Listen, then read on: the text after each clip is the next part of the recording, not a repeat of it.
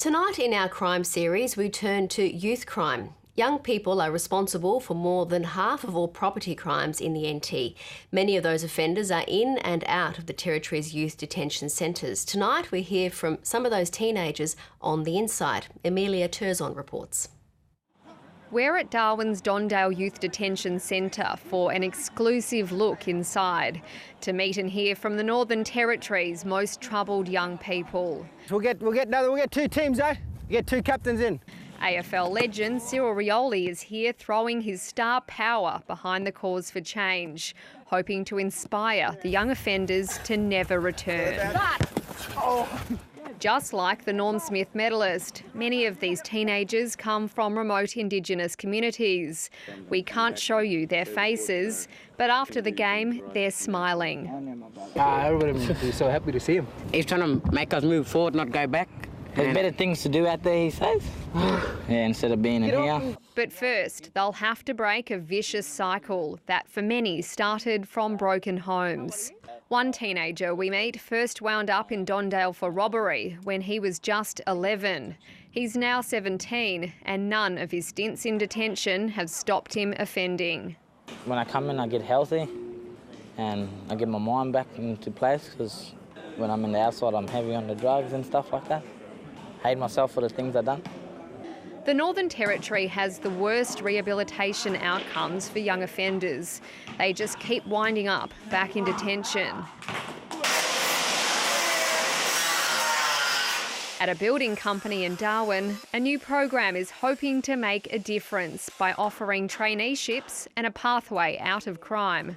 Trent is one young person whose story is typical for Dondale. I have got out with no support, and then literally a week after I've been back in detention.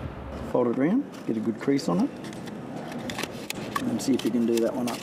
Yep. He struggled with drugs and was in and out of Dondale 16 times for breaking into homes and cars. It was only during his last stint at Dondale that his perspective shifted. This place really helped me. Yeah, something to look forward to, you know. I see him as a young kid who just needed people to believe in him and give him the opportunity, and you know, his future's really bright. Trent was mentored by Cyril Rioli and another local Indigenous leader to balance rehab with work as a trainee builder. It's all about giving back and helping these young kids, you know, having, you know, I guess just a normal life. Trent is now hoping to apologise to his victims one day, and Cyril Rioli wants people in the community who write these kids off to try to understand them first. They probably just have to understand their situation and understand their life before they can judge anyone.